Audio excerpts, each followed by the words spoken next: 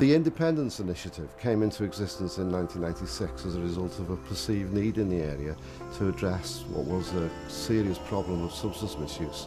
Our brief was to look at a different way of doing things, and having spoken to the client groups that had been here, we identified that the need was to meet the individual aspirations of all those different people, and the only way to do that was on a one-to-one basis. So we started to think about providing a detox based on the one-to-one theories. We then had to rearrange part of the building in order to make it physically suitable for a detox situation, and then we had to find some funding for that. And a year or so ago we found sufficient funding to run a pilot for 6 months.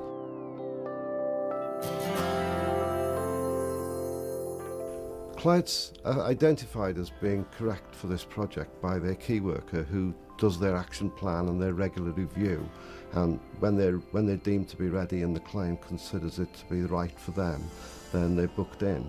Their day once they're here is very much based on their needs, and it varies from person to person and from time to time depending on the progress of the detox.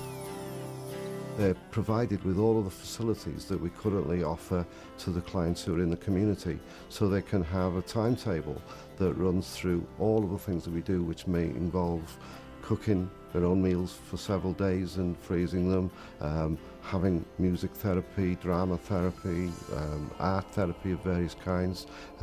They can continue with any courses that they're involved in if they feel up to it, and they also have treatments which might involve aromatherapy or anything that they might choose really that suits them to help them get through it. Everything that takes place here is driven by the client's need. It's negotiated and agreed with the client in advance whenever possible, and the client has the right to say, even though I chose this, I'd like to stop it or I'd like not to do it. Medication is the same. What we do is we find out what the client wants to do, we find out how the client wants to do it, and wherever possible we provide the opportunity to do that.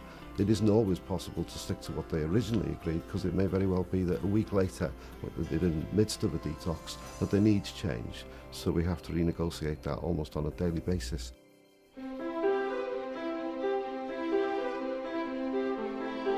The history of people detoxing is based on the fact that they do it in a group situation, and that is for economic reasons. The unit cost appears to be better if you have a group of people.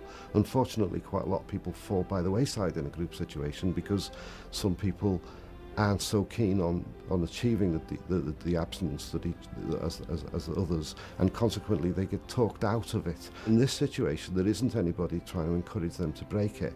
All they have is contact with a range of people who work here, whether they be mentors or treatment people or their key worker, and consequently there isn't a negative around them, there's only a positive around them.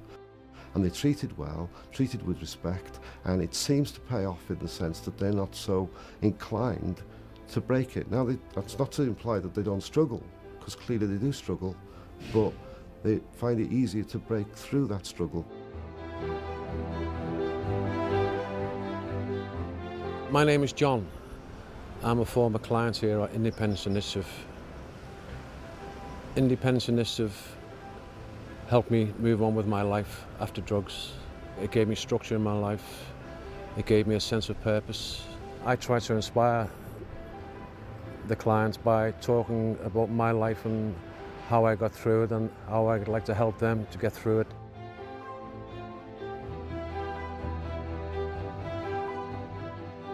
So thanks for coming in today, Stephen. Obviously today's meeting's just a review process of where your action plan's upstate. Obviously you've just completed our one-to-one detox and are now on the re-entry programme. I do feel like I was blind and I was just numbing myself, but now I can see.